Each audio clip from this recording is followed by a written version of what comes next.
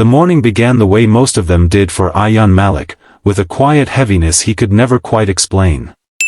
Dawn slipped through the thin curtains of his small apartment, turning the walls a pale gold, but the light didn't reach inside him. He lay still for a moment, listening to the city waking up, the distant honk of a bus, a shopkeeper lifting a shutter, a kettle whistling somewhere below. These sounds reminded him that the world was moving forward, whether he felt ready or not. Ayan swung his legs off the bed and rubbed his face. The mirror across the room reflected a man in his early 30s with tired eyes and a carefully trimmed beard that couldn't hide the weariness beneath.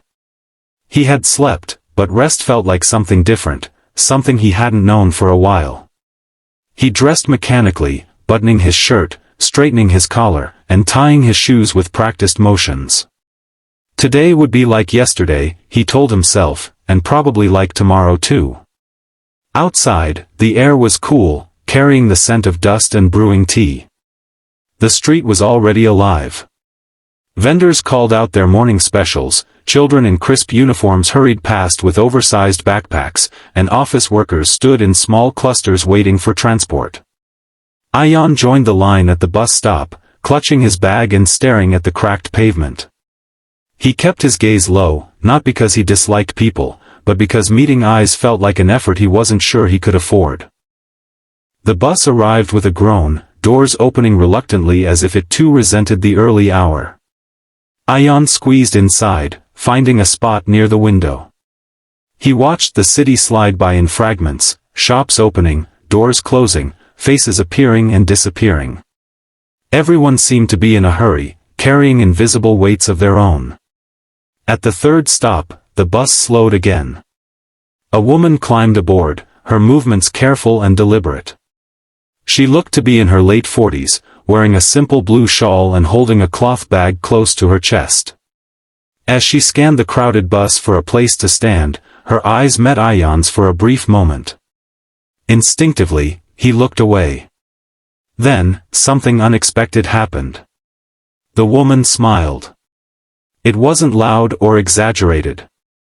It didn't demand anything from him. It was just a small, warm curve of the lips, paired with eyes that seemed genuinely kind. It was the sort of smile that existed for no other reason than to acknowledge another human being. For a split second, Ayan froze. He wasn't sure what to do with it. Smiles like that felt rare, almost out of place in a bus full of sleepy, stressed commuters. Then, without thinking too much about it, he smiled back. The woman nodded slightly, as if satisfied, and turned to find a place to stand. The bus lurched forward, but something inside Ayan shifted. The tightness in his chest eased just a little. He exhaled, realizing he had been holding his breath. It was such a small interaction, barely a moment, but it lingered with him like a gentle echo. At work, Ayan sat at his desk, booting up his computer. He worked as an accounts assistant at a mid-sized firm, a job that paid the bills but rarely stirred his heart. Numbers filled his screen, neat and predictable. Usually, he welcomed their order, the way they asked nothing of him emotionally. Today, though, his mind kept drifting back to the woman on the bus and her simple smile. During the morning meeting, his manager spoke about deadlines and efficiency. Colleagues nodded, scribbled notes, or checked their phones when they thought no one was looking. Ayan listened, but when the meeting ended and people began to file out, he noticed something he hadn't before. A new intern stood near the door, clutching a notebook tightly. She looked young, maybe just out of university, with anxious eyes darting around the room. No one seemed to notice her. As Ayan passed by, he hesitated. Then he remembered the bus. He stopped and smiled at her. "First week?" he asked gently. She looked startled, then relieved. "Yes," she said, her voice soft. "I'm still trying to figure everything out." "You'll be fine," Ayan replied. "If you need help, my desk is near the window." Her shoulders relaxed. "Thank you," she said, returning his smile. Ayan walked back to his desk feeling oddly lighter. It was as if that small smile from the morning had unlocked something he'd forgotten he had. At lunchtime, he left the office and headed to a nearby cafe. It was a modest place, with mismatched chairs and the comforting aroma of spices and freshly baked bread. The owner, an elderly man with silver hair and sharp eyes, stood behind the counter, counting change. "Same as usual?" the man asked without looking up. Ayan smiled. "Yes, please." As he waited, he noticed a boy standing near the door, no older than 10. The boy's clothes were clean but worn, and he shifted his weight from foot to foot, glancing at the food display with obvious longing. The cafe owner followed Ayan's gaze and frowned slightly. "Begging isn't allowed," the man muttered under his breath. Before Ayan could stop himself, he turned to the boy. "Are you hungry?" he asked. The boy nodded, eyes wide. Ayan added an extra sandwich to his order and handed it to the boy when it was ready. The boy's face lit up, a grin spreading so quickly it felt contagious. "Thank you," the boy said, clutching the sandwich like a treasure. As the boy ran out, Ayan caught his reflection in the cafe's glass door. He looked different. Not happier exactly, but more present, more awake. The afternoon passed quickly. There were spreadsheets to review, emails to answer, and calls to make. At one point, a colleague snapped at him over a minor error. Normally, Ayan would have withdrawn, replaying the moment in his head. Instead, he paused, breathed, and responded calmly. The tension dissolved faster than he expected. When the workday ended, Ayan stepped back onto the street. The sun hung low, casting long shadows. He decided to walk part of the way home instead of taking the bus.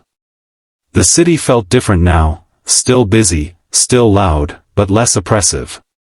Near a traffic light, he saw an elderly man struggling with heavy grocery bags. Cars rushed past, horns blaring impatiently. Without overthinking it, Ayan stepped forward. "Let me help you," he said, lifting one of the bags. The man looked up, surprised, then smiled, a smile that reminded Ayan of the woman on the bus. "That's very kind of you," the man said. They crossed the road together.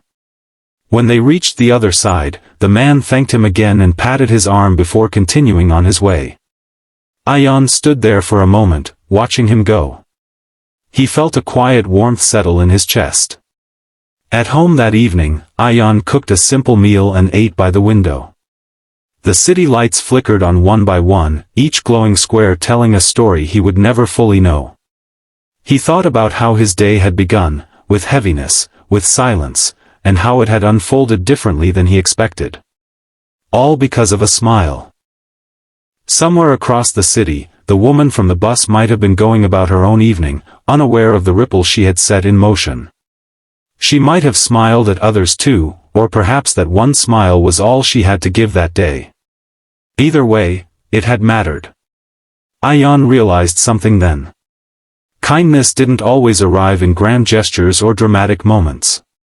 Sometimes, it came quietly, slipped into ordinary days, asking only to be noticed and passed on.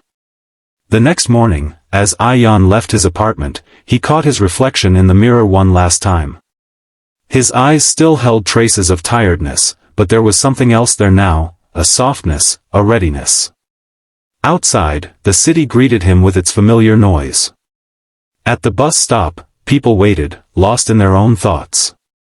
Ayan stood among them, feeling the gentle weight of the day ahead. When the bus arrived and the doors opened, he stepped inside. As he moved toward an empty seat, his eyes met those of a stranger, a young man clutching his phone, shoulders tense. Ayan smiled. The young man blinked, then smiled back. And just like that, another day began a little better than it might have otherwise.